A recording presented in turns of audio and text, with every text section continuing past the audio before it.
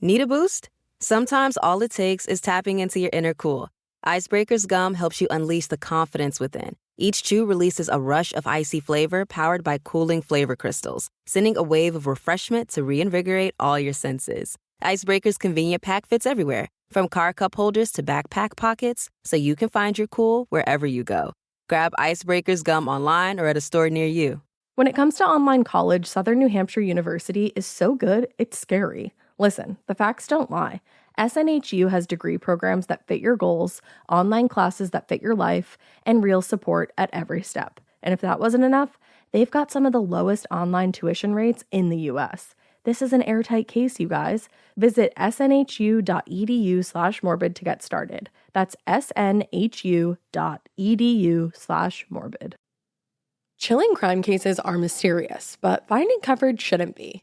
With the State Farm Personal Price Plan, you have options and can personalize your plan to help create an affordable price so you can get back to cracking all of life's bigger cases.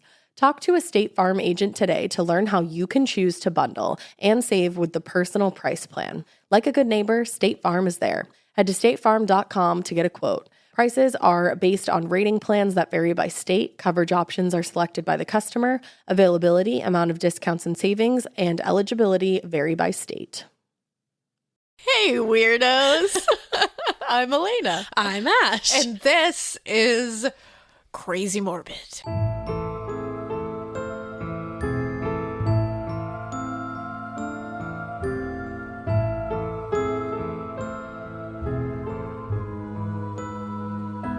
Yeah, guys, I feel like I'm always saying that it's been a week, but like it's really been a week this time. Every week just becomes more of a week.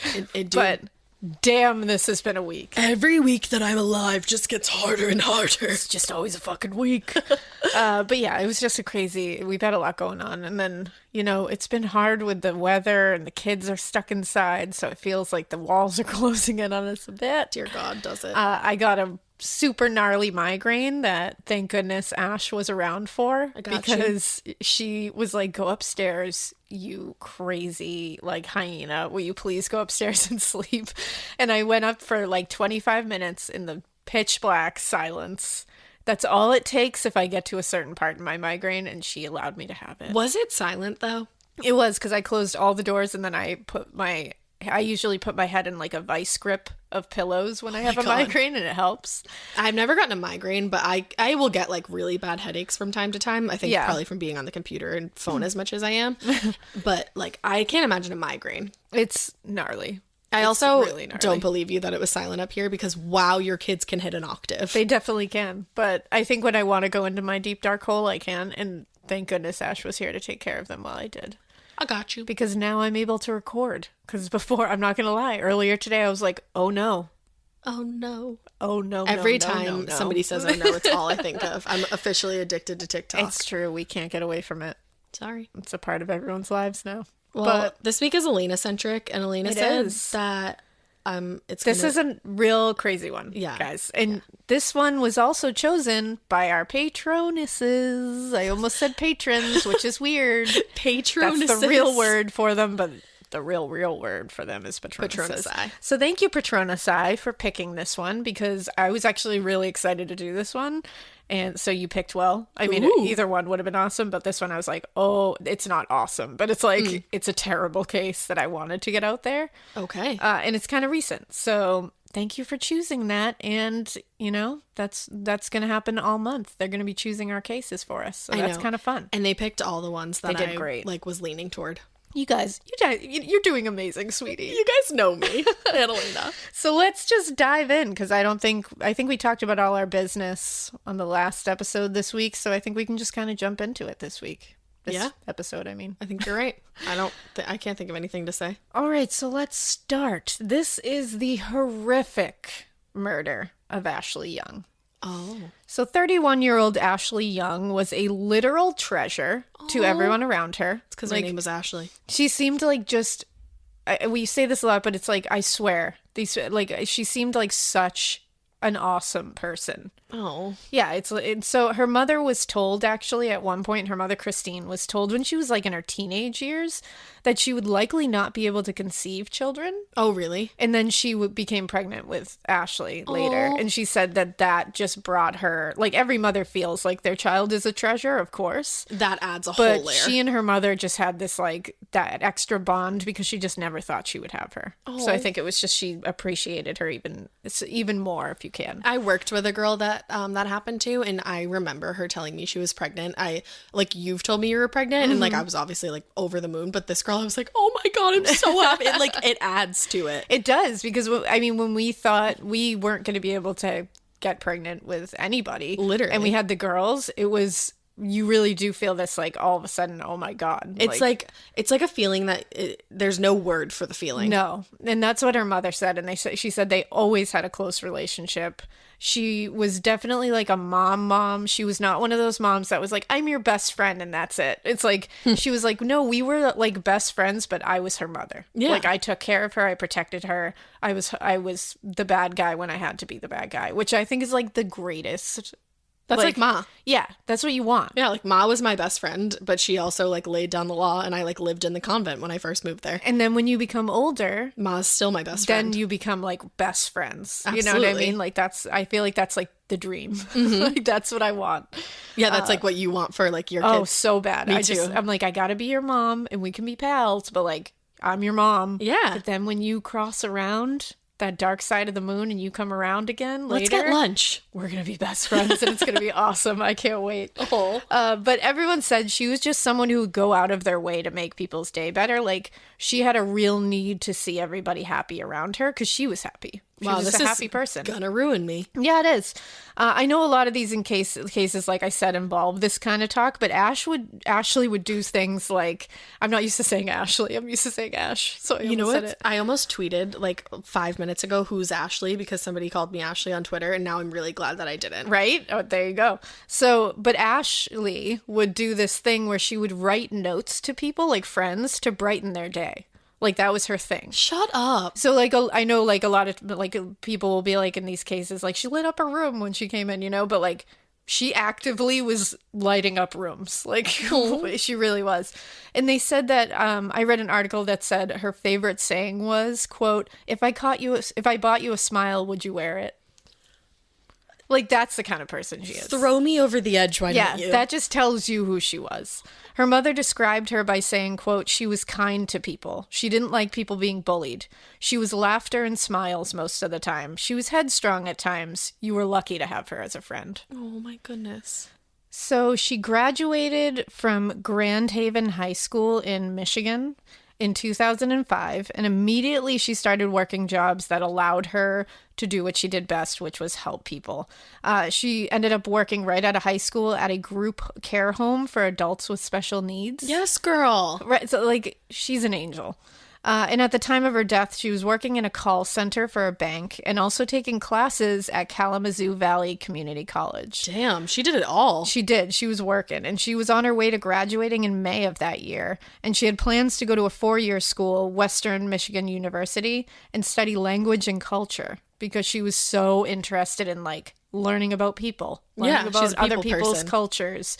She was always studying different, like, religions. She was dating a guy at the time of her murder. She was broken up with her boyfriend. They were like on a break, I guess. Oh no. But I believe he was Islam, and she was studying to like learn more about his religion for him. Like, that was just, she was just really into like knowing about the world around her. I love that. Which is cool. I love people that are like super open to just, not necessarily like, you know, like converting to a religion, but like, or just want to know about it. Yeah, just like, want to be educated. Because they're interesting to Absolutely. learn about. Now, Ashely from the jump was also one of those people, and I'm sure everybody could probably tell this, that saw everyone's best sides. Mm-hmm. She did not look at people and look at bad. She gave people the benefit of the doubt. Always. She always looked for the good, always thought everyone had a little bit of good in them, which is not true. It's just not. It's just not. As much as we all want it to be. Now, one of these kind of people that she saw this in was Jared Chance. Mm-hmm. He was 30 years old, and those who were close to him said he was unpredictable. He was prone to be violent at the drop of a hat. And he had been really troubled since being a kid. He was just a troubled teen. He had a lot of issues with the law. Like, he had shoplifting on his record, DUIs, assaults, drug possession. He was always in trouble. And he's like 30? He was 30 at this point, but Damn. These started from way before. Between 2006 and 2016, he had 38 run-ins with the police. 38? 38. Holy. That were recorded. July 2009, just to give you a couple of instances so you can really understand who Jared Chance is. Because otherwise, like, a couple of these things, they didn't tell you his record, and then you read what he did, and you're like, what the fuck? Like, you're just like, what? There? This will give you a little bit of insight. July 2009, he headbutted a police officer in the nose in front of his parents. What the fuck? Which, remember his parents, because those fuckers are going to come back later. Uh-oh. The same year he did this, he crawled through the doggy door of his then-girlfriend's home when she had told him, like, he wasn't to come to her house. So he did it without her permission while he was under the influence. No. Yep. 2011, there was a ton of domestic shit at his parents' home between him and his, like, brother, and it was him coming after his parents, basically. Okay. He would come in drunk, he would punch walls, he would throw things, just being totally violent. When police came at one point, he punched one officer in the head and ended up having to be tased.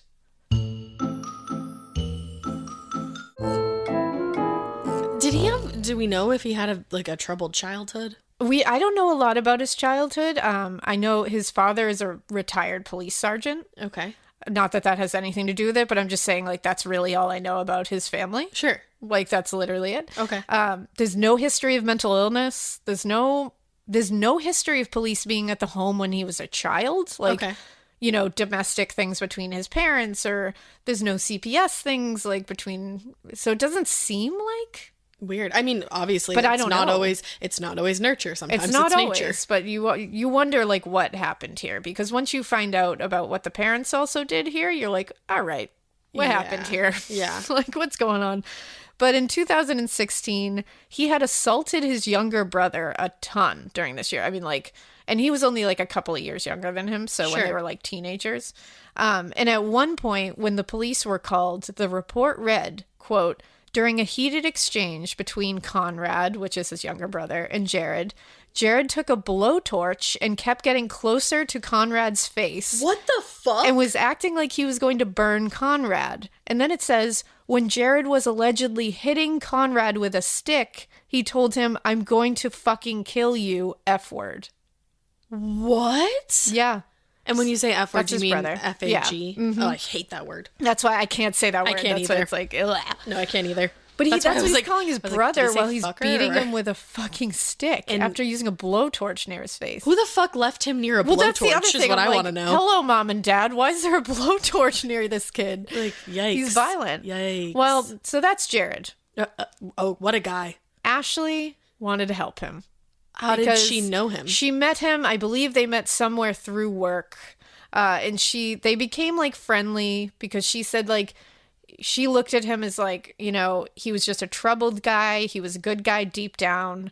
And she said he made bad choices. He was struggling with some addictions. And she just felt like he was getting a raw deal out of life because of it. She sounds like a really good person. So she's looking at this with like rainbows and roses and butterflies because that's who she is as a human being. She like walked through life with rose-colored glasses. You know, somebody in her literally, I think her mother actually said that. Oh shit, really? Yeah, I think she said that. I say that all the time. Thing. And she truly did. She's one of those people that absolutely you can say that about. And unfortunately, Jared wasn't this guy that got a raw deal that was just struggling and he just sucked. He's just an asshole. That's just really the reality of it. So they became slightly close, just friends. She was just trying to help him out, trying to get him on the right path. Sure. She thought she could do it. We all do. I can change him. Then at one point, he broke into her apartment and stole some of her shit to sell. Yeah. So she cut ties with him after that. Good. Yeah, she was like, no, that's the end of my line. Not into that. And I think it was mostly that her, like, family and friends were like, yeah, that's dangerous, and you need to not allow that to happen. I mean, I hate that her things were stolen, but, like, thank God that's all that happened. Thank goodness. Like, he crawled through the doggy door of an ex-girlfriend. Exactly. He's fucked up. Also, get rid of your doggy door. Yeah, no. Do not have a doggy door. I never understand a doggy door. Nope. So then in 2017, a friend told her that she should give Jared another chance and reconnect with him on Facebook. Okay. Because I said, he's just struggling. He's sorry. You guys should, like, maybe you know what? She did. Well, it seems like she was the kind of person where you could go to her if you felt like somebody needed help and you weren't the one that was going to help them. Exactly. And she would step in and do it. Oh. So they became friendly again. They were starting to talk again. She was trying to be, like, arm's length a little bit, but she was, like, starting to allow him in. They weren't, like, best friends. It's not like they were, like, together all the time.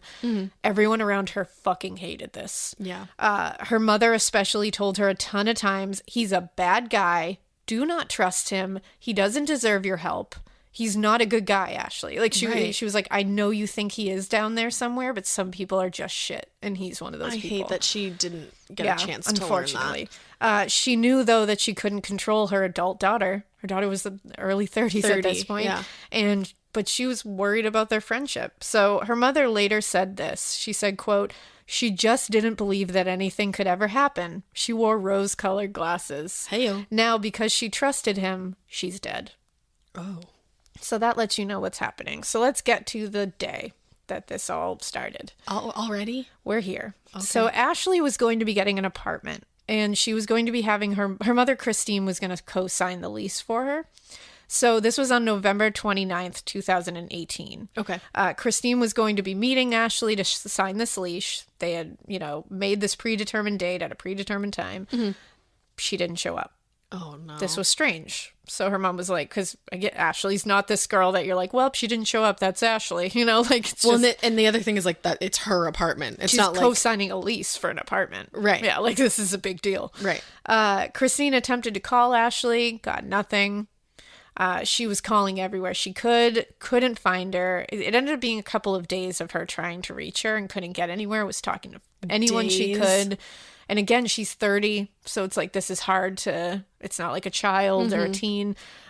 She said, weirdly, at 5:45 a.m. that day, before, like, early in the morning, before she had gone and realized that Ashely hadn't shown up. So before anything happened. Before anything happened, she said in bed, she woke up at 5:45 a.m. and she said suddenly her arms and legs went numb. Oh, wow. And she says now she is positive that is the moment her daughter was murdered. Wow.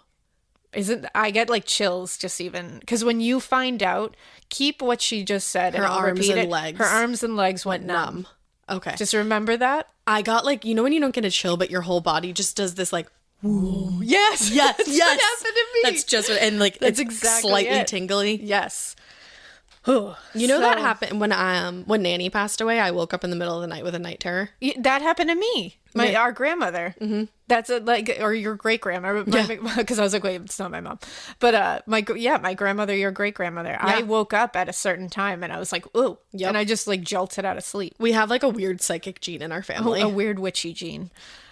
So Christine, the mom, knew Ashely had just seen Jared Chance in the previous days. Mm-hmm. So she called some people, she got his contact information, and she tried to get in touch with him. She called him, she texted him, she sent him Facebook messages on Messenger, and just asking about Ashely. I can't imagine what this poor woman was feeling. Oh, it's horrific. He responded.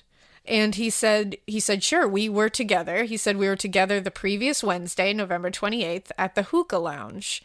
And we also went to Mulligan's Pub in Grand Rapids. Okay. So he was like, this is where we were. We were out that night. He said they were there most of the evening and into the early hours of November 29th. Okay. So then that same night, he said they went back to both of these places again. That's weird. So he's like, we went there the 28th, we went there the 29th.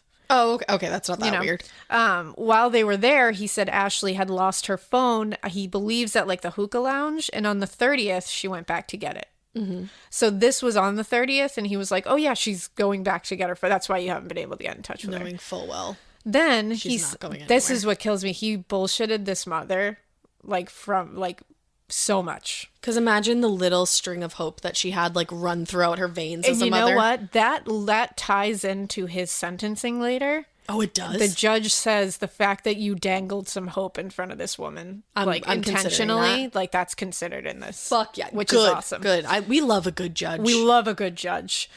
So then he said she went back to Kalamazoo to work the third shift at the call center. And her mother was like, no, that doesn't make sense because she doesn't work that shift that day. Right. And he was like, I know my daughter and I are close. I know. Yeah, exactly. And he was like, yeah, I don't know what to tell you. So he was like, all right, well, let me just reassure you. I just spoke to her. I just spoke to her. She was totally fine. How are you that fucking evil? So, How? yeah. So he was like, well, that's all I can tell you. That's all I got. So he was like, you know what? If you really want, there's this guy named Demetrius, I think his name, Demetrius Taylor. And he said, he's our friend. He saw Ashely with me that night. He can give you, maybe he can help you out. Maybe he's seen her. Mm-hmm. So he gives Christine his phone number, and then he gives her a bunch of other phone numbers. And he's like, here's all these friends that you can call. He's just trying to make a fool out of this woman. Exactly, because all those phone numbers were fake. Are you fucking Every kidding single me? one of them. And she finally, he did give her the real name of a friend. Yeah. Demetrius Taylor. So she was like, well, now I'm going to find his real number. So she did. Right. And she finally got in touch with him, spoke to him, and he said, no, I have not seen your daughter. I've not met your daughter. I don't know where she is. So this was just his friend? Yeah. What the fuck? Yeah. Why would you throw your friend under the bus like that? Oh, don't worry, because that comes back later, too. Okay, good. So she told Jared this. She calls him back and is like, he just said that you're lying. Hey, no. fuckface. And he said, oh, I don't know why he would say that. He's lying. What are you talking about? I'd be like, I don't trust you, even in a little bit. Well, and then he just stopped responding to her after that. He he stopped answering phone. He stopped texting. He stopped messaging back. So all calls and texts went unanswered after this. So Christine is like, fuck. So she's like, this is shady, shady, shady. So she called the police immediately. She filed a missing persons report. And then she went down to Mulligan's herself and asked to see the CCTV footage. Iconic. She's an icon. I love her mother. Love Christine. She's amazing. And she was like, I need to see these nights that Ashely was supposedly there. Mm-hmm. So she was on the footage one night. And she was there with Jared. Okay. So everything seemed fine. But what killed me was her mother said while watching this footage, she just wanted to pull her out of the screen and protect her. Obviously, because she knows. Because you're sitting there being like, something terrible happened, and I want to pull you in this moment to stop the next moments from happening. Mm-hmm. So 2 days later, on December 2nd, police were called by Jared's neighbor. Mm-hmm. And he lived in the same apartment building as Jared. His name was Mario Nelson. And he said that he was the downstairs neighbor of Jared. And he said to police that the basement of the apartment smelled like raw sewage. And it was so bad that he felt like he had to see what was going on down there because it's a shared basement. Oh. So he was like, what the fuck? So he went down there and saw a tarp with, quote, a stream of blood coming out of it. He just left that in a shared basement? Yep. What the fuck? He said later on trial, because he took the stand later, this neighbor. Okay. And he later said, and the way he says it, he seems like, this guy kind of seems like a hot shit. He's just funny. We love it. Because, what do you do when you find, what the fuck? And on trial, he said, quote, there's blood in my basement. I don't know if it's normal for anyone else, but there's not supposed to be blood in my basement. Accurate, sir. Yes. So he was like, yeah, that's why I called. Because they ask you stupid questions like, why did you call the police that day? And he's like, there's blood in my basement. He's like, why the fuck wouldn't I? So that day on December 2nd, the Grand Rapids Police Department Sergeant Greg Alcala came first on scene. And he said when he got into the basement, it was clear and pungent, the odor of decay. Because obviously police officers know the smell. Yeah. And he's like, I walked in, first thing that smacked me in the nose was someone's dead down here. Oh no. He said as he approached the tarp, it got much, much worse, much, much stronger. And he looked inside the tarp and boom. He said the torso of a female and nothing else was in there. Nope. Now, if you remember, her mother felt like her arms and legs went numb. And this is just a torso. I didn't even think that we were at that part yet. Yep. She was missing her arms and legs. She was also missing her head. It was a headless, armless, legless torso. So it was literally just the middle. Yes. Yeah, it's in a shared basement in an apartment building. That is fucking ballsy. Yeah. That's not the right word, but It's unreal. what? It's truly unreal. That's why I hate living in an apartment. Oh my While God. they searched this area, they found a bloody saw blade in the basement, and in the furnace duct hidden were hundreds of unused casings, like bullet casings, and 2 used casings from a .22 caliber gun. They were clearly hidden from view. On James, so then they immediately are looking at James now. Because, Also, I love what the that fuck? he hid those from view, but not the dead body. But not the actual torso. The torso. Right. Yeah. Like what? So they go onto James's back patio porch thing that he had, and he had a black trash can with a mop in it, and the trash can had 2 more saw blades in it, a boot, a bathtub drain cover, extra trash bags, a plastic bottle of ammonia, blue latex gloves, a pair of pants with James's name written on them, and a bunch of rolls of plastic wrap. Okay. Your home should show off who you are. Now is the time to boldly write the newest chapter in your home story. And your main character? It's Ashely. Ashely has styles that balance timeless appeal and modern trends to bring your personal look home. Yes, these are well-crafted and affordable pieces with eye-catching design, but they're also built to stand up to real life. With features like stain-resistant performance fabric, options that are incredibly durable, easy to clean, and stain-resistant with machine-washable covers. Plus, Ashely provides fast, reliable, white-glove delivery right to your room of choice, so you can style your space without any stress. Ashely was nice enough to send us a bunch of new pieces for my pod lab at my house, and when I tell you they deliver it to your room of choice, unfortunately they did have to deliver to the attic, but they could not have been nicer about it. I got, or was gifted, I should say, the Revion Lake sofa and love seat. It's in this like olive colored velvety fabric. It's so nice. I will say it is so freaking easy to clean because if you know me, you know that I have a white cat and a black cat and then a multicolored cat. The white cat loves to just roll all up on this furniture and leave his hair everywhere, but it's so easy to vacuum. I also got the Mikie coffee table. So I have that, like I said, in my attic, but I'm ready to order another one for my living room because this coffee table is so beautiful. It has this like antique old money vibe to it. I absolutely love it. And then finally, I got 3 actually of the core stone end tables. They have little shelves in them so you can dress them up and, kind of like personalize them to your style. I highly, highly recommend all of the pieces that I got. And I just recommend Ashely in general. It was such an easy process to shop with them and the delivery, all of that from start to finish. It was awesome. Visit your local Ashely store or head to ashley.com to find your style. Getting paid twice a month doesn't mean money is scarce. It just feels that way. That feeling makes you do weird stuff, like putting things on a card you didn't need to. Earnin removes that feeling. With Earnin, you can access up to $150 per day of money you've already earned, plus up to $1,000 between paychecks. Standard transfers take 1 to 2 business days with no mandatory fees, and expedited transfers start at $3.99 and cap at $5.99. 5 million people are already on it, and honestly, it's wild it didn't exist sooner. Download Earnin on the App Store or Google Play, spelled like earning money without the G. Type in Morbid under podcast when you sign up. It'll really help the show. Earnin is a financial technology company, not a bank. Access limits are based on your earnings and risk factors. Standard cash outs take 1 to 2 business days with no mandatory fees. Expedited transfers available for a fee. Tips are voluntary and don't affect the service. Available in select states. Terms and restrictions apply. Visit earnin.com for full details. Several of these items were soaked in blood. Just sitting on his back patio. No. They tested positive later for human blood. Obviously. And they tested positive for Ashely Young's blood later. Oh. There were 3 shower curtain rings from Jared's apartment found in the backyard. Mm-hmm. His apartment was missing a shower curtain, like it had been torn down, then just like put somewhere.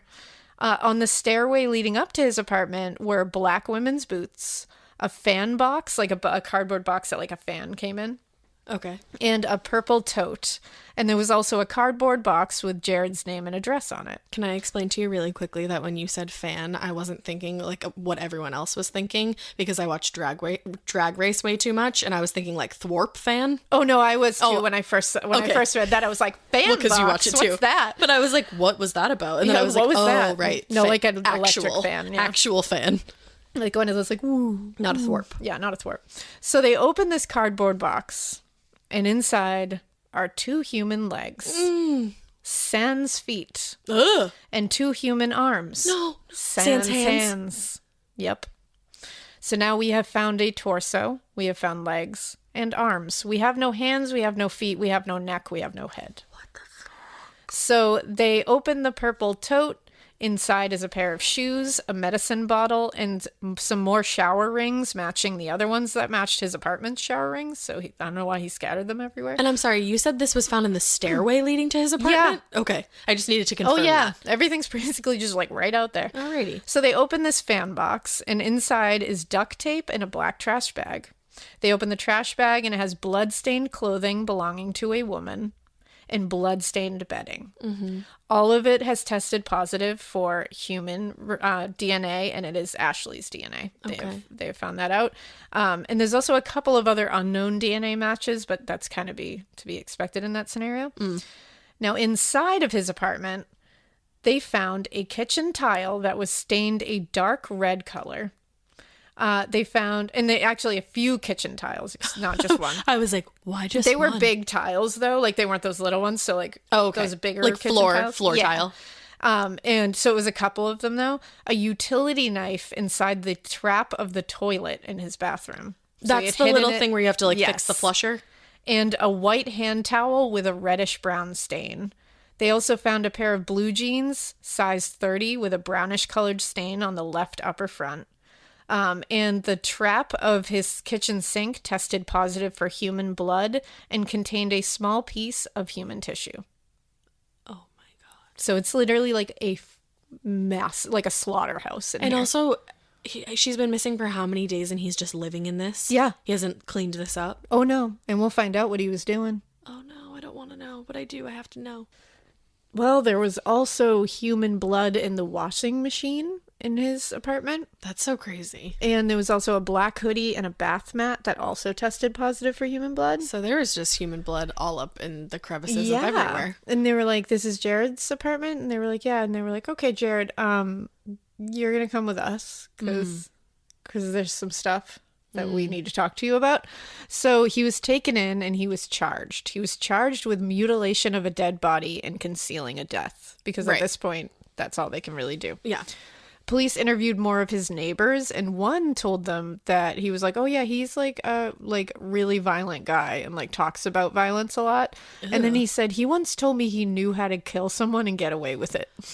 I feel like that's not true based on all of the evidence. I feel like you know how to kill someone, but you definitely don't know how to get away with it. We've determined that is a lie. You're the worst, is what we've determined right now. So December 5th, they decide they've already talked to Jared. He's not giving them anything, but they have all this evidence, obviously. So now, December 5th, they take their asses over to Holland, Michigan, to his parents' house. Okay. Because they now know from him that he was with them in the days, after the murder. Sure. So they show up with a search warrant, and they find the shower curtain in the garage that was missing from Jared's apartment. Okay. So he brought that with him to his parents' house. Oh yeah, they searched the living room in their home and find normal things like a couch and some bookshelves and like maybe a television and some knickknacks. And then they also find a black and red skill saw with blood and tissue on it under the couch. I really wish that you had set that up where you're like, a sofa and a TV and a hacksaw and also a fireplace. Same thing. Yikes. Either way, under the couch, under the floral patterned couch, was a black and red skill saw with human tissue and blood on it. Why would you put that under your couch? Like, I'm not telling you how to cover up your murder, but like, that's also like his father was a retired police sergeant. Right. So you'd think he'd be like, hey, we should bury that in the backyard. Getting away with murder 101. Don't put that under the couch. Right. I feel like they're going to come looking. And they might look under the couch. I don't know. Let's not leave that shower curtain just displayed in the garage. In the garage. Well, they also found a washcloth in the basement that was soaked in blood. And in the Honda CRV that belonged to the parents, they found an empty bottle of ammonia in the trunk and an empty box of blue latex gloves. Oh, okay, Casey Anthony. Yeah. And there was a label on most of these things that was labeled Miss Tracy's Party Store. And it was a place in town. Where you can buy your ammonia and gloves. Exactly. So you can buy your after murder kit, apparently. So they immediately go to Miss Tracy's party store, of course. Hi, we'd like to speak to Tracy, please. Hello, is Miss Tracy here? We'd like to talk to her. They get the CCTV footage for that day, and they see that Jared was there. Oh, that's so crazy, huh? So crazy. That's wild. And he was purchasing so much stuff. Like ammonia and gloves and trash bags? Like balloons and, utensils, wigs. Confetti. Those little party poppers. He was also getting ammonia and trash bags, and he was doing these things between the days of November 29th and December 1st. Alrighty. So the CCTV also showed behind the party store. And crazy, Jared went behind the party store where the dumpsters and shit are, and he dumped a bunch of stuff into the dumpsters. Do people not realize that there are security cameras Everywhere. literally everywhere?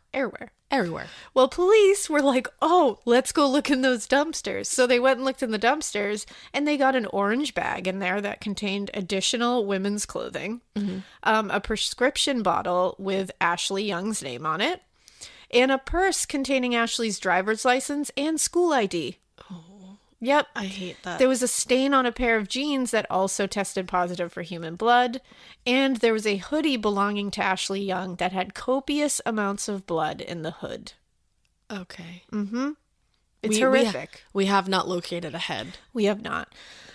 Now, back at this apartment, at Jared's apartment, they found Ashley's parked car down the street, abandoned.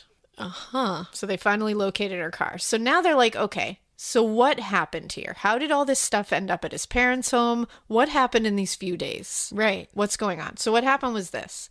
On December 1st, we don't know. Here's the thing. We don't know what exactly happened to Ashely Young. Jared has not said it. He won't say it. And we don't have enough body parts to determine it. We never get them? We have not I say we. They have not found her head. Oh. Or her or her feet, or her hands. So all they have is the torso? Torso, legs, and arms. Wow. And I'll get into this in a minute, but we don't know what happened, and he won't say it. No. We know that she died somewhere between the 28th and the 1st. And there was copious amounts of blood in the kitchen. There was bedding that was covered in blood. I believe she was likely dismembered, maybe partially in the kitchen and maybe partially in the bathroom due to the shower curtain being right torn down and brought to his parents' house, but we don't know. Well, I'm wondering, that's what sucks. Because you said there was so much blood in the sweatshirt, like in the hood of the sweatshirt, and then there was hidden shell cases. Do you think maybe he shot her in the head? That's a theory. Okay. And we'll get into that, but for sure, that's definitely a theory. So what happened was this, though, from what happened with the parents. That we know. So on December 1st, Jared's parents, James and Barbara Chance, and his brother Conrad drove to pick Jared up at his apartment and bring him back to their home. They didn't know what was going on at this point. Did he call and say, can you pick me up? Yeah, I think he was just like, can you pick me up? So Jared carried with him to the car a cardboard box that had a black plastic bag in it. Mm-hmm. We now know this had arms and legs in it. Mm-hmm. Now, December 2nd, James apparently he told them what happened. He told them what was going on, and they said, we got to cover this up. Wow, a retired police officer decided to cover up a murder for his son. Now, what happened on December 2nd, though, is that James took Jared to the Grand Rapids Police Department.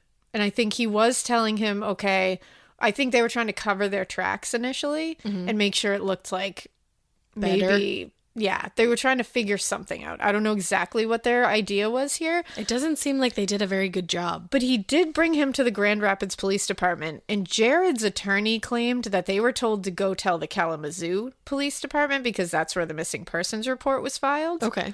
Because I think what he was doing was he was going to bring him there to say he knows something about her disappearance. Sure. I don't think he was going there to be like, he cut her into a lot of pieces. I think he was going to try something here. But do you think maybe he just assumed they would take him into an interrogation room and just finally break him? Yeah, I think it was maybe, or he was going to, I think what we'll see here is that it seems like Jared has been conditioned to not out what his parents have done, especially his dad, to me. Oh. And I think that his dad was like, we took care of this for you. You're going to take the heat for this, but we're going to try to keep it as like chill as possible. Like make it so that you don't admit anything. You don't tell them what happened. You just serve your time and that's it. That's horrific. Yeah, that's what it seems to me. Sure. Because he's not talking. Right. So they were like, apparently what Jared's attorney is saying is that the Grand Rapids Police Department was like, you need to do this at Kalamazoo. Because that's where the missing persons report was. Like, basically, like, we're like, go away. Whatever. But the Grand Rapids police say, no, that's not how that went. And they said James came in with his son Jared and demanded an attorney for Jared before he would even, he said he will not speak a word without an attorney, so get him one.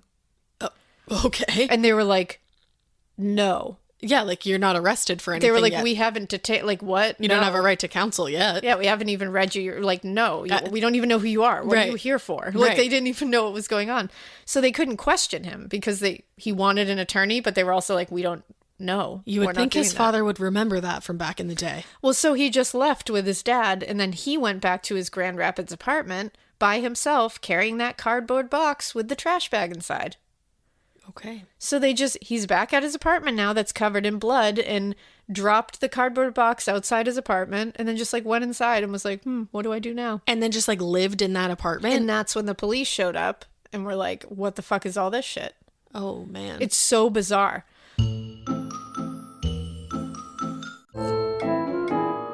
So the forensic pathologist who did the autopsy, the partial autopsy on the body parts that they did have was Dr. David Start. He obviously was only able to autopsy the torso, arms, and legs. Sure. He determined with DNA that it was Ashely Young. It was identified as her. Obviously missing head, neck, hands, and feet. They couldn't determine the cause of death because there was nothing on those body parts that determined. The Sherwin-Williams summer sale is here. Get 30% off select paints and stains or 35% off their newest product, Emerald Symmetry, July 17th through the 27th. Whether you're looking to refresh your interior or your exterior, they've got the colors to bring your vision to life. And with delivery, getting everything to your door is easier than ever. Shop online or visit your neighborhood Sherwin-Williams store. Retail sales only. Some exclusions apply. See store for details. Delivery available on qualifying orders. Chilling crime cases are mysterious, but finding coverage shouldn't be. With the State Farm Personal Price Plan, you have options and can personalize your plan to help create an affordable price so you can get back to cracking all of life's bigger cases. Talk to a State Farm agent today to learn how you can choose to bundle and save with the Personal Price Plan. Like a good neighbor, State Farm is there. Head to statefarm.com to get a quote. Prices are based on rating plans that vary by state. Coverage options are selected by the customer. Availability, amount of discounts and savings, and eligibility vary by state. A cause of death. But they said because the head and neck were gone in particular and not found, like obviously being hidden very well, he was betting the cause of death had something to do with those two body parts. Yes. And he said that's why they're being hidden better than the rest. Right. Now, the prosecutor, Lawrence Boyven, said, quote, "Why do you hide the head? You hide the head because that shows exactly how she died," which I agree. He said, telling from the amount of blood and location of blood found on Ashley's like soaked clothing, the hoodie, where it all was really going, it was likely blunt force trauma, like repeated blunt force trauma hits, or a gunshot or multiple gunshots to the head. Okay. But again, and he said, like you said, those casings they found. And they were like clearly hidden. He was like, there was 2 spent ones and there was some that were unspent. He was like, he was known to have a gun. And as we'll see when people are on testifying, he was known to use that gun in really like reckless ways. That's so whenever I see like, that just stresses me. It's horrifying. It truly is. He said she was dismembered likely by a reciprocating saw or something like that because it was able to cut through the bone, which is not easy to cut through bone. And also it created sharp edges, which he noted in these cuts. They and was that clean edges. Was that like the saw that was found under the couch? It was like a skill saw. So, and that skill saw was tested, and it was tested for human tissue and blood. It had human tissue and blood on it, and it was identified as Ashley's. Wow. So James, the former police officer, remember James Chance, his father. Sounds like an idiot. And Barbara Chance were charged with perjury and accessories after the fact once he was brought in. How would the father not think that that's gonna that's not gonna happen? Shocking to me. Like, the people, when I found out he was a former cop, I was like, what? I mean, unless he was just like, like, I'll do this for my kid, and knew that he probably wasn't gonna get like that much punishment. Well, it's like, I was talking about this case with John when I was researching it, and I was like, I was like, I hope you feel the same way I do. I was like, I love my children. I will do anything for my children. I will never in a million years. I will walk through glass. Never in a million years. But if my child steals the life of someone else's child, you pay the price. Right. Like, you pay the price. Absolutely. Like, I'm not going to back you if you murder someone. That's not like in cold blood. No way. Like, will I still visit you in jail because I love you? Absolutely. Self-defense? Sure. But if it's like you're just cold-blooded murdering someone, no. What? No. No, you don't defend your child in that situation. And your child who has shown violence towards you, violence towards your other children, like a disregard for any kind of authority or law enforcement at all, like, no. Yeah. It's just the parent-child relationship is such an interesting one because parents can forgive their kids for a lot. Oh, for sure. Obviously. And it's like, if they want to forgive him for this, that's their business, whatever. They don't really have... Honestly, they don't have a right to forgive him or not forgive them because it wasn't their child that was stolen. Yeah. But it's like, that's terrible parenting to not you should always teach your kid that actions have consequences. I think you wasn't kill someone, taught that. Your consequence is going to fucking jail. Yeah. Like, you are serving time now. You did a terrible, terrible thing. Right. Because it's like, if you love your kid, that should be your reaction. It's like, if my child, God forbid, ever killed somebody in that manner, I would never cover it up just because I never would, like, period. No. But how are you going to sit there and, like, not think about the fact that this could happen again? Exactly. If you help them out, they could do this again. They could do it again, and then it's on you again to help them out. And 2, you are a parent. Yeah. Think of that, the victim's parents. Right. Your child stole someone's baby from That's being them. selfish. Like, you should be thinking of the other parents and being like, how could I ever call myself a parent and cover this up and allow these parents to grieve like that? No. Like, no. It's just insane. So investigators said that they both knew about the mutilation of Ashely Young because he told them, obviously, and showed them things, but they did not reveal this to investigators when they were questioned. They made sure to pretend they had nothing to do with this. They knew nothing. I'd be like, listen, there's a saw under your floral fucking couch. Well, what do you know? And it's also like, okay, so you're sitting there trying to pretend you're going to bat for your kid, but what you're doing is trying to, like, hide shit for him, but then you're being like, I didn't know anything about this, but you're throwing him under the bus again. It doesn't make sense. So it's like, sense. It doesn't make sense. That's why, to me, it seems like the father was trying to cover this up, not to say that he didn't do it, but to cover it up to a point where he could only be charged for so much. Because I think his father did know, if we get rid of the head, that's where all the evidence is. That's where the cause of death is. That's where they can start to piece together what happened. If we get rid of this head, we don't have that. And they can only charge him with so much. And what we find out is he does get the highest sentence, so that's good. But in his thinking, I think he was like, maybe they won't be able to get him. Right. Because maybe they'll only get him on mutilation of a body after death. Right. So I think he was thinking like that, but it trailed off. This is one of the strangest cases we have ever done. It is so strange. So their trial was set for October 2019, but we'll talk about that later. Jared was charged with open murder and 4 counts of tampering with evidence. Because, again, they don't have a cause of death. They technically don't have the manner of death. Right. Well, they have the manner of death homicide, but they don't. Yeah. Without the head, they're struggling. Yeah. So an employee of Mulligan's Pub actually testified at the trial and said that they did see Ashely with another man at the pub on the night of November 28th. And they said they thought that man was Jared, but they couldn't completely say it was him. Oh, then go away. But this person said he did not see Ashely on the night of November 29th. So when Jared said we went back to that pub on November 29th, she didn't go back to that pub. So now they can start piecing together when she died.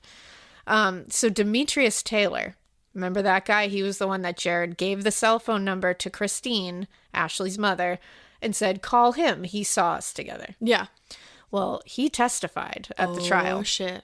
And he said, sure, Jared told me to tell Christine that Ashely had come by my house to use my phone and then left. That's what he told me to tell her. And he didn't tell her that, right? No, he didn't. He said, so Taylor said, I didn't know what had happened. Yeah. It's weird that Jared's telling me to lie about where this girl is. I know he's fucked up. And he's like, I didn't want to know anything else. Like, I wasn't trying to get myself involved in that. And then he said, I wasn't going to lie to this woman about her child. No. Like, I wasn't going to do that. Hi, I'm not a monster. No. So he said, I told her the truth, that I've never met Ashely and that I didn't know where she was. And that was the truth. Yeah. And he was like, I just did that. Right. And he said after Jared learned that he had told Christine that he didn't know her, yeah, and that he didn't know where he was, that Jared sent him tons of text messages being like, you're a fucking asshole. He wrote, you're fucking stupid, bro. You just fucked me. But bro, delete all these messages. I'd be like, no. Yeah. You're the one that dragged me into this. Fuck you. You're stupid, bro. It's ridiculous. So then they also had Mario Nelson testify. He was the one who initially found the torso in the basement. He shared that basement. Right. He was like his neighbor. He's the hot shot. Yeah. He said that he had known Jared to have a gun. He had a revolver. And he said at one point he had seen him spin the gun around on the table during a visit with him, like when he went over his apartment once. I'd be like, you're not invited. And he said back. This made him super uncomfortable. He was like, he plays with that fucking gun. Like, it's weird. That is bizarre. And he said that he also had bragged to him on one occasion that he knew how to get rid of a body because, quote, his dad used to be in the Irish mob. What? Like, what? Also, why? Like, you can't go around telling people that. I'm like, obviously he's not. Because if you were the child of, like, a former or present mob, and also used to be, what? And it's like you don't get out of the Irish mob. And it's like, if you're a child of, like, a mobster, you know not to go around telling people you're the child of a mobster. Whatever. So he also said that he saw Ashely at Jared's apartment around the time she went missing. Yeah. And he said he went over to Jared's apartment at one point to smoke weed with him, but he said he couldn't tell the exact date. And he said after he did this, when he went over, he like smoked with him. He said right after that, Jared suddenly asked him to help unlock Ashley's car. And he was like, what do you mean unlock Ashley's car? Where is she? And he said, Ashely locked her keys in the car, which was a Ford Focus. And he was like, can you just help me go get them? She's out somewhere, like with someone else. How is she out if she doesn't have her car? She said somebody else got her. Did Mario go to his apartment to smoke? Or yeah. How? If was it already? It might have been outside or something. Like they true. didn't say if it was inside or not. I'm like, what? I'm sure they would have asked him, like, did you see everything? Yeah. What I'm guessing is it was probably like outside or something like that. Weird. And his girlfriend also testified. Mario's girlfriend also said that she saw Jared driving a Ford Focus on November 30th. This guy is, wow. Yeah. You're very brazen, sir. So much. So Jared's brother Conrad actually testified. Against him? Yes. Good. He said he had been at his brother's apartment when Ashely was there in the days before her death. Mm-hmm. And he said in the days that he was there, his brother at one point went into another room to get a Smith & Wesson .22 caliber gun. And he said then he came back into the room with him, pointed the gun at his brother's head, and pulled the trigger more than once without seeing if the gun was loaded. Like Russian roulette style. What the fuck is... This kid was probably so excited to testify against his he was like, shithead let of a me brother. fuck his world up. He literally was like, here's this tea that I have. I'm going to pour it over your face. Yep. It's... Well, and then he said hot. that when Ashely was there when that happened, and he said he testified that Ashely said, you're never supposed to do that to him. Oh, yeah. I love her. And he said he returned a couple of days later to the apartment with his parents, but he said he was foggy on the details of that day. Conrad said that he went back. Okay. He said he remembered helping Jared get his things, like a cardboard box, into the car, and that Jared was very upset. He said the entire family drove around looking for Ashley's Ford Focus. Yeah, no, they were driving around looking for a place to put Ashley's head. And they found it eventually because he had moved it. Yeah. Jared had moved it, but he couldn't remember where he had moved it. And eventually they found it parked down the street, and Jared got out and took them some things from inside of it and then got back in the car with them. What is this family? Yeah, exactly. What is this family? I'm saying. The pathologist testified that, because they were trying to say that this was possibly like negligent homicide because he was so careless with his firearm that whoops, maybe he just accidentally shot her. But because that's not an accident. Playing Russian roulette is not an accident. Exactly. And nope, because he also cut her into pieces. Yeah, like that's a given. Can we not pretend that this was like, oh no, like nope. That goes up my ass. The sideways. pathologist testified, but no, this was not a negligent homicide. He said even though he doesn't have the head where cause of death was, he said it was intentional based on the blood and evidence he saw in autopsy. He said this was totally. He said the amount of blood that was possibly coming from her head was not a whoops. No, I can't believe he even had to like testify that. Yeah, Jared was offered a plea deal. That if he revealed where Ashely's head and neck were, then he would get 31 years. Okay. He refused. Can you say a sentence now? I'll tell you in 1 sec. So he refuses to tell where Ashely's head is. Or her hands or her feet. That is so bizarre too, because it's like, no matter what, you would still get 31 years. This is your deal. Exactly. No matter what. And the hands and feet to me, too, I'm like, she was bound. Oh, yeah. That's why he got rid of the hand. Getting scared is one thing. Getting a thrill is, well, you want more of those in your life. The Genesis GV70 is built to thrill, baby. A thrilling yet elegant design always makes driving the GV70 an exciting adventure. Its powerful athletic stance screams performance and turns heads. Everybody's looking at you, girl. Or boy, or whoever. Command the road and experience a class-leading standard 300 horsepower. Oh my God. Plus, discover the different dynamic drive modes for all different terrains. Choose between the different terrain modes for whatever road conditions you may encounter. The Genesis GV70's award-winning technology and performance lets you drive with comfort and drive with confidence all at the same time. It's an exciting SUV with intuitive tech that can make your ride smooth even when the road isn't. And its blind spot cameras allow you to see what's next to you. It's like having eyes on the side of your head. That's pretty iconic. Its performance, by the way, is measured not only in power, but in how it makes you feel confident, sexy. The Genesis GV70. Learn more at genesis.com and feel the GV70. Okay, let's have some real talk, just one-on-one for a second. I know you know this feeling. You start your period and the only pad that you have available is uncomfortable. It's like crunchy and weird. We can literally start our car from our phones, but we're still settling for crunchy, uncomfortable pads. Girl, listen, when you're looking for softness and protection, Kotex has you covered. They are changing the game with a completely redesigned lineup of pads and liners that are designed around what women actually want, like Kotex Bamboo. Kotex Bamboo has a 100% bamboo-derived viscose top layer that provides ultra-soft protection, which means you don't have to worry about feeling itchy or uncomfortable. It's like the worst feeling ever.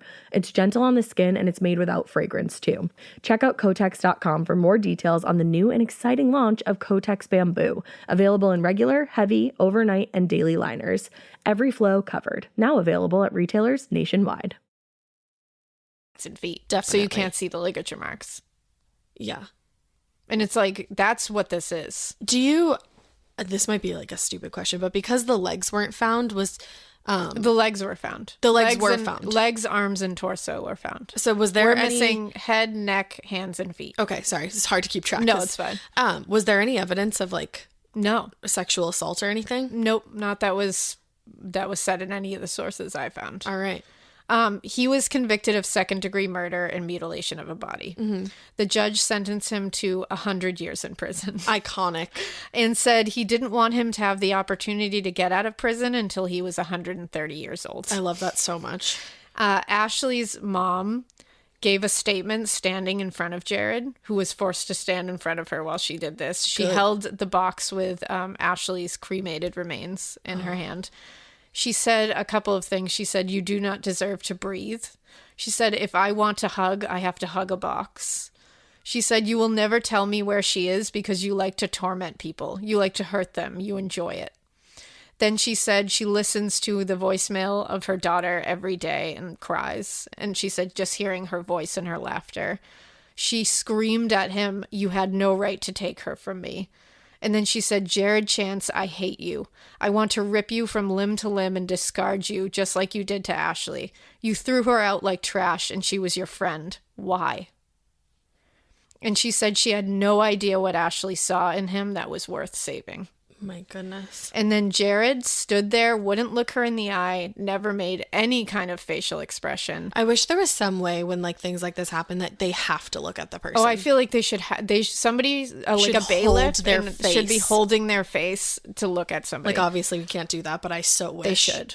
Jared said nothing. When he was given the opportunity to make a statement or apologize, he said no, he would not. What an asshole. And he refuses still to reveal where her head is, and he won't give a motive and he won't give a cause of death because he's a silent. fucking monster.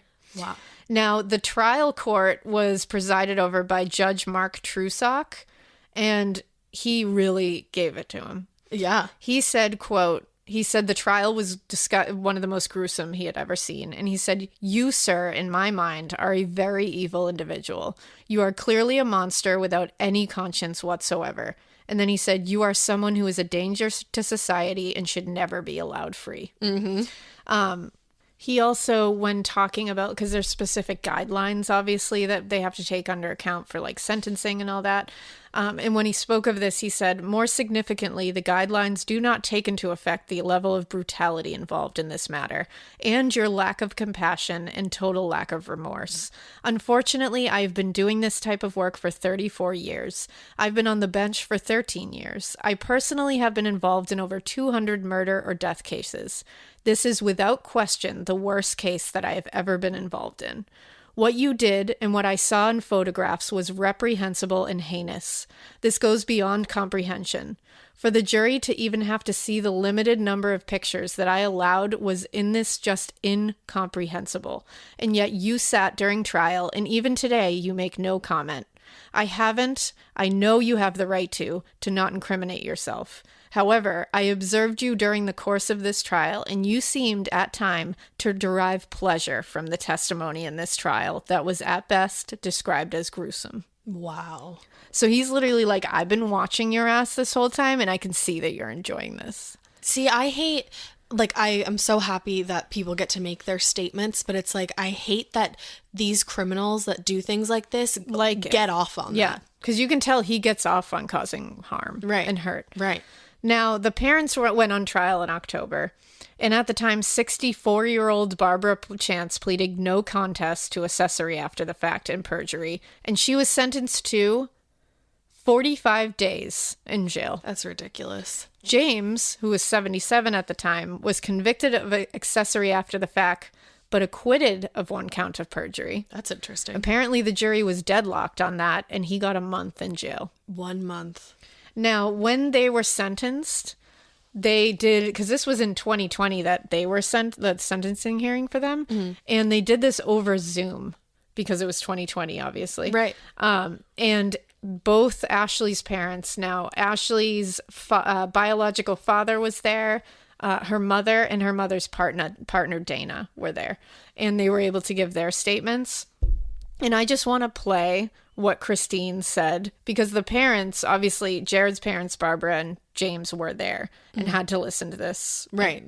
And it's her chance to talk to them. Yeah, to be like, and it was basically her chance to plead with them to tell her what happened to Ashely, and they won't do it. So the entire family sounds fucked other than Conrad. It's horrific. Now here is the sentencing hearing. James, when you turned around and you looked at me and smiled at me every time with your smug little smile like you were above the law, this is not a joke. You had my daughter's body parts in your car. You drove them around. You did everything to stop my daughter, the rest of her, from coming home. Not all of her came back from your home. A bucket with blood in it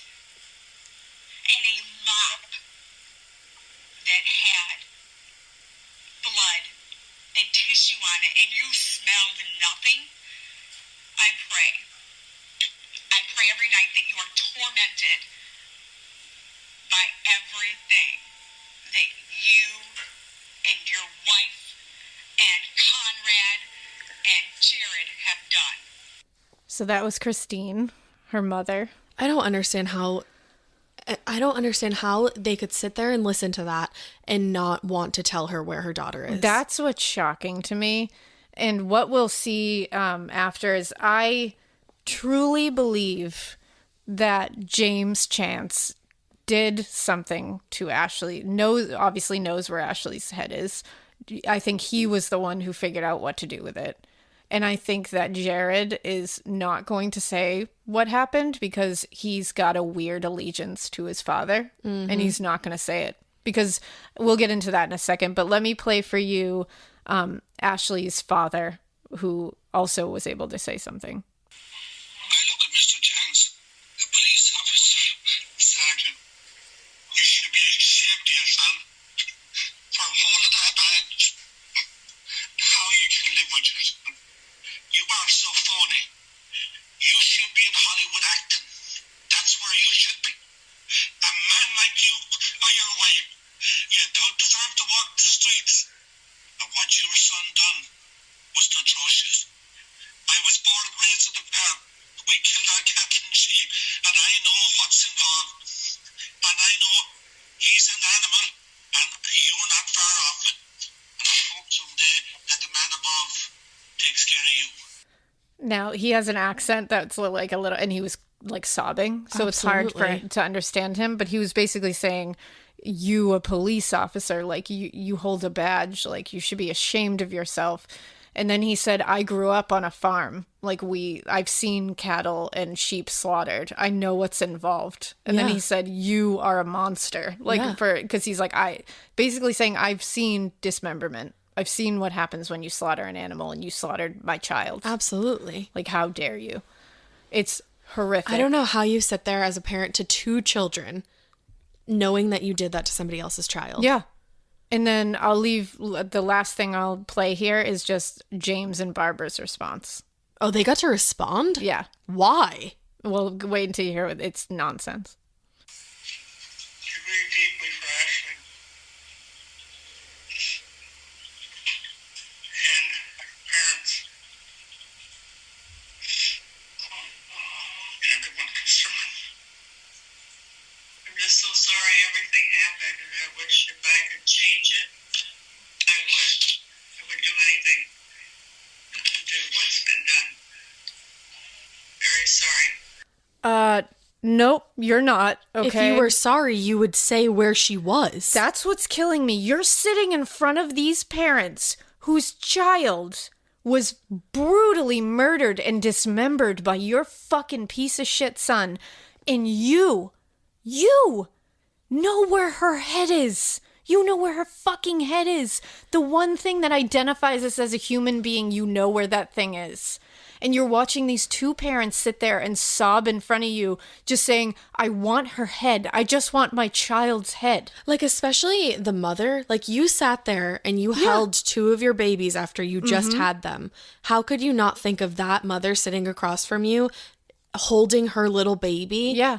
And you know where she is. And you know where her fucking head like, is. Like, mother to mother, I don't, like... And then you have the audacity to sit there and go, I'm so sorry. And I pray for Fuck you. You. Don't we pray grieve. for me.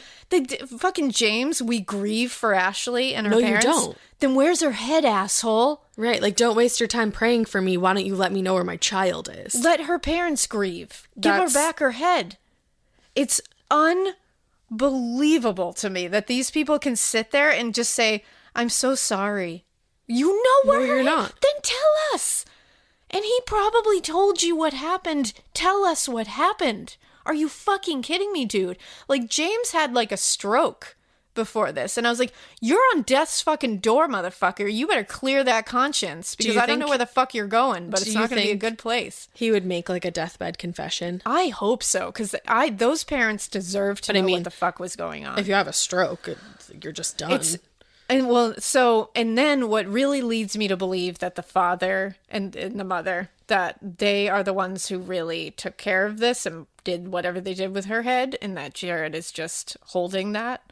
A TV station went into the prison to talk to Jared, and the reporter basically was like, "Where's her head? Like, you know where it is." And she said to her, like, why won't you just give this to her parents? You're in jail for the rest of your life. Why does it matter? And this was the reporter talking to Jared. Yeah, she was like, why can't you just give this to people? Like, why wouldn't you give this to her parents? Right.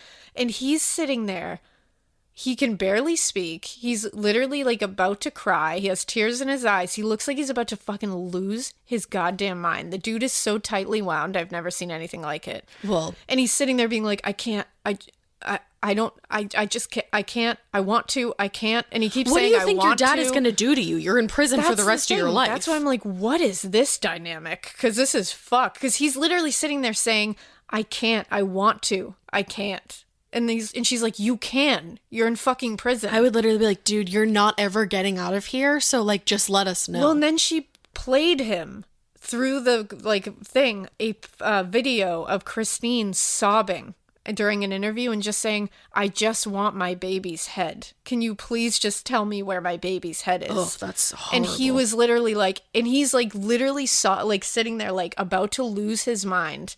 And he keeps going, I can't, I want to, I can't. No, because if you wanted to, you're a grown fucking adult, so go ahead and do it. Well, and then he's like, I'd love to no, you fix this, but I can't. And you're like, shut the fuck up. But you're like, what? And then he just goes, I can't, I'm sorry. And he gets up and just leaves the interview. He won't talk about it. Oh my, I don't know how the interviewer didn't like punch him in the face. His parents did something to her head. His parents were the one that took that responsibility, and he's fucking holding it for them. And I don't know why.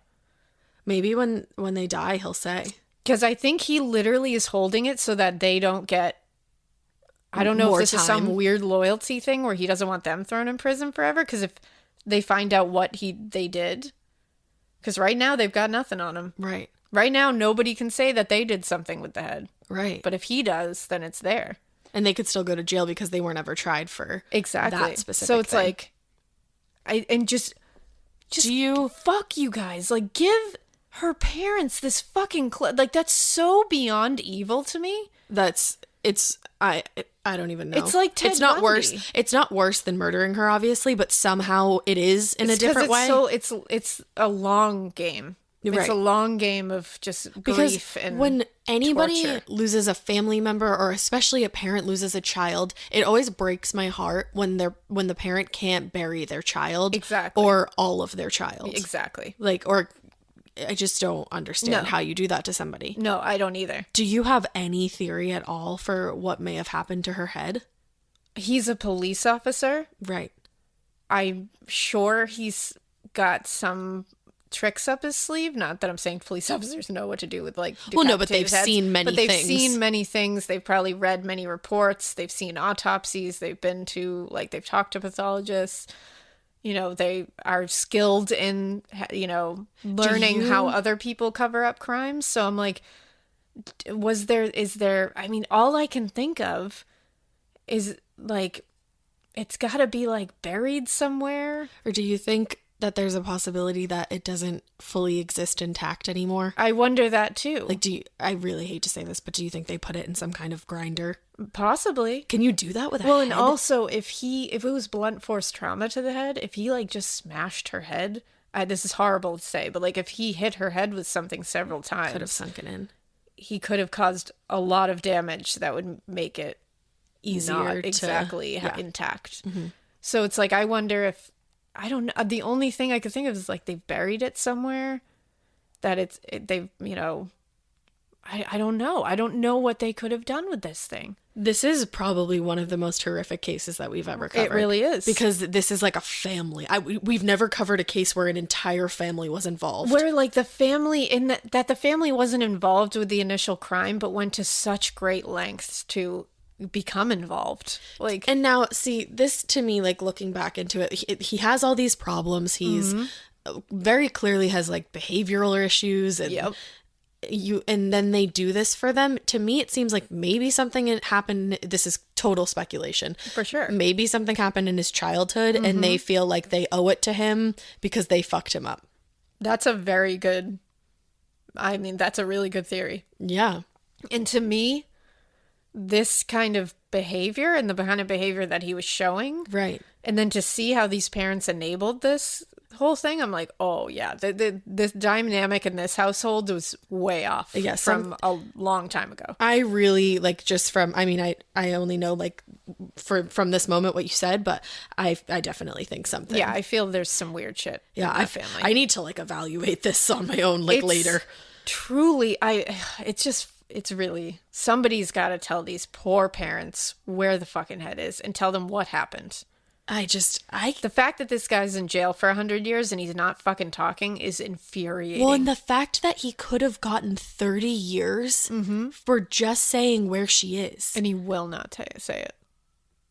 Is it like so? That's why I feel like it has to be a protection of the parents. Well, and thing. it's like, is it so horrible that like it's beyond even our comprehension what was done with the head? Maybe. And that and it'll just tie to them. That's what it is. Her poor mom has to go to bed every single night and wonder where it is, what happened, where her head is, not it, and what happened to her daughter. Yeah, because she doesn't even know how her daughter died. That's the thing. It's like she doesn't even know. And the fact that she woke up and she said her arm, I can't believe Didn't that just I do believe that. Oh, it gave me like a pit in my stomach. Wow, Patreons, great pick. So thanks, Patreons, for this one. But there's like tons of resources about this case and stuff, like a website for her, and I mean, it's just I need these people to open up. It's like driving me nuts that they aren't. And it, like, seriously, like, I believe a lot in karma, and you would think that she would have some kind of karma surrounding her for what an amazing person that she was, where hopefully something comes out eventually. There's got to be something. And her parents get closure. Yeah, I would hope so. You know what I mean? Come on, Michigan. Come on, Jared. Show us what's going on. Come on, Jared, grow a pair. Yeah, that's what's killing me. Is this reporter, too, he almost looked like he was ready to crack. Like, I feel like if they just fucking hammer this kid, he's a little bitch. Just keep sending a reporter every day. It's not going to take a lot to crack him, I feel. I feel like if you really hammered into him, he would eventually fall into a puddle of shit. Well, I wonder if now he'll just say no to interviews. He probably will, because he can't handle it. Wow. He can't take the heat. Yeah. I also just looked at a picture of him, and he has the deadest eyes. Yeah, he does. It's because he's a dead human being. Did they ever do a psych eval or anything on him? No, I don't think they did. Interesting. Yeah. Wow. Yeah. Wow. Well, thank you, Patreons. Yeah, that ruined me. It's like 9:00 at night now, and I get to go drive home. Cool. Yeah, for sure. All right.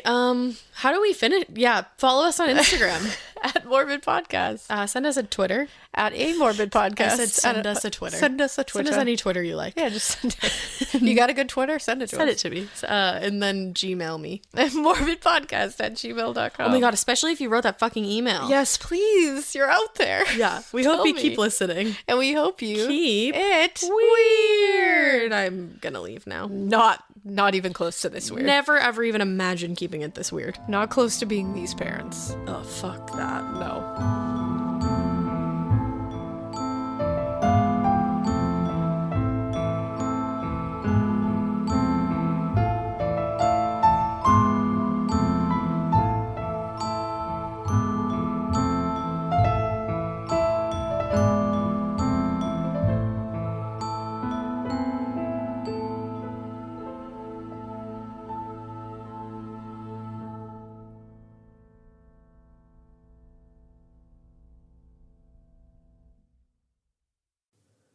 You know that feeling when you come home late from work and those puppy dog eyes just pierce right through your soul? Or when you're packing for a trip and your cat refuses to leave your suitcase? Yeah, we've all been there. Pet parent guilt is real. And you know what? It's completely normal.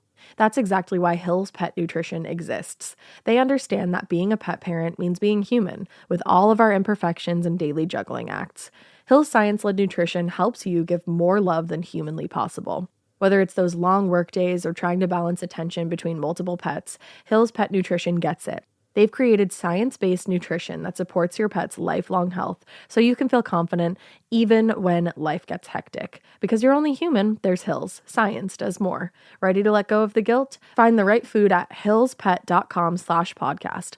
That's hillspet.com/podcast.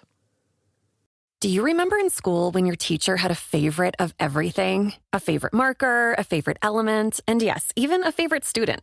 Who wasn't me, so let's move on. I want to talk about their real favorite thing. Kleenex tissues. According to teacher lists, Kleenex is the #1 facial tissue trusted by teachers. They're silky soft, help prevent skin irritation. And now, with Kleenex Snap and Go, you can take them anywhere. Stock up on the ultimate classroom favorite. For whatever happens next, grab Kleenex.